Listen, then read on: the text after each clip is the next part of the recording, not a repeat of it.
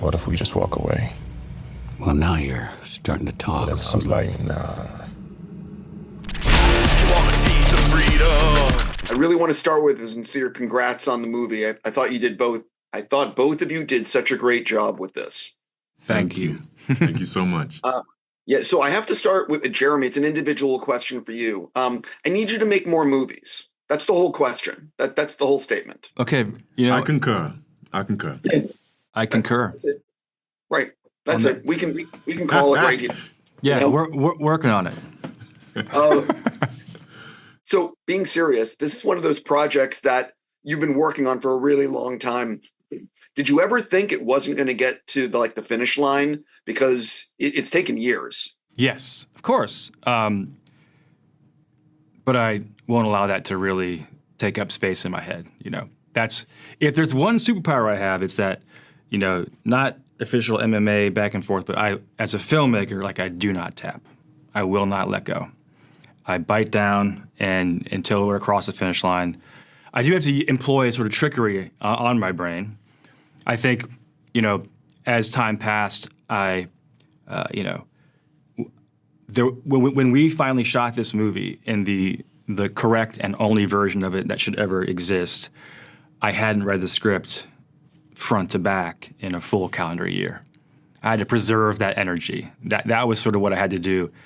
But once we got there, you know, I would dig into the details and the scenes themselves and just fall back in love with everything that I started with. And it was, you know, a long journey, but again, I have nothing but gratitude for, you know, the path we took. Aaron, I definitely have to touch on, there's scenes where you're not blinking and kicking ass. How much is that you studying, or practicing not blinking, and how much, you know what I mean? Because it's a skill.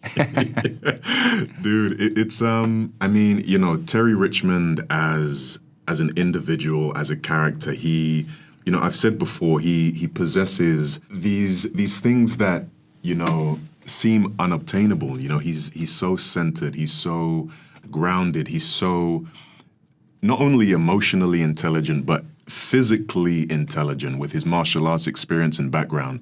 And in regards to the physicality, you know, Jeremy and the stunt team, they created this wonderful environment, which was basically in a warehouse in New Orleans that had wrestling mats, it had boxing bags. We would train, we would spar. Of course, it's impossible for me to ever reach the level of Terry Richmond, but we did everything that we could within our power, within our physicalities, to get as close to an authentic version of Aaron portraying that. So to answer your question, it was very hard. It was very challenging, a lot of sweat, bruises, grazes, but we had a great time, you know, and I would do it an infinite amount of times over again because it has been one of the most fulfilling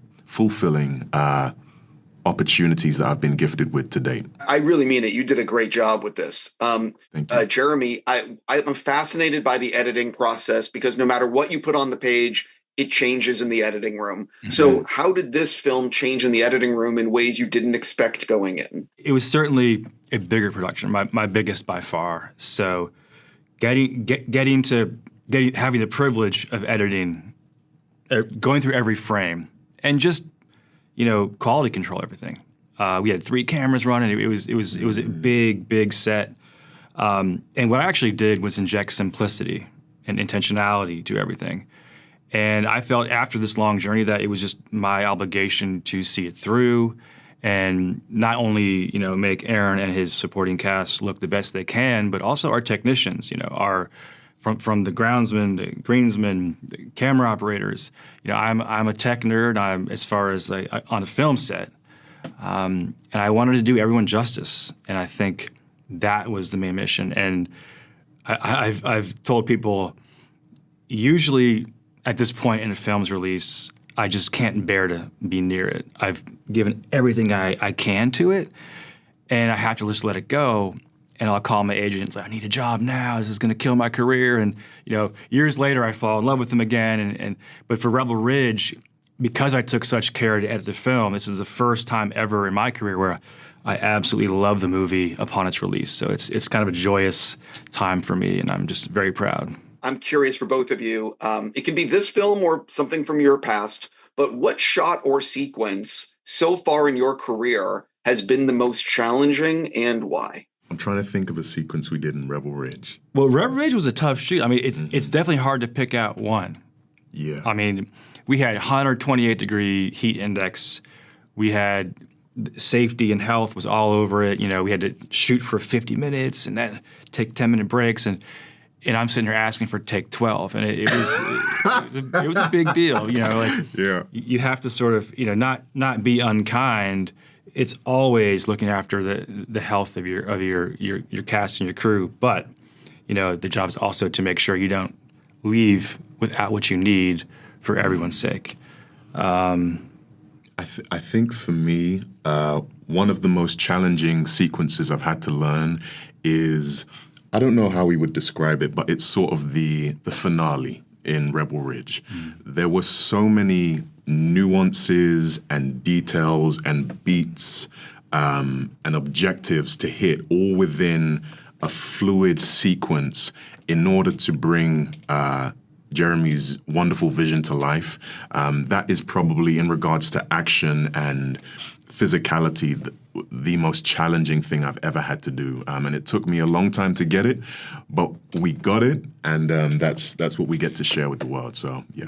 That's interesting because for me, that was, I would never call it easy, but that was among the simplest because it was all on him. I was just behind the camera, you know, do it again. But that was like previs, the stunt team. We all weighed in and prepped that scene. But yes, it's not just him. It's like, was the smoke right? Was all the background stuff? Did the thing blow up behind him? So that for him, I can only imagine what it's like to be you in front of the camera for all that. So bravo. I loved it. It was great. Aaron, before I run out of time, I definitely have to ask you an individual question. What was it like getting the phone call from Barry Jenkins about being asked to play Mufasa? Oh man, it was wonderful. And actually, you know, as you know, that's Big Bro, and he actually waited till my birthday to call me. So, you know, he knew how important that opportunity, that moment was for me.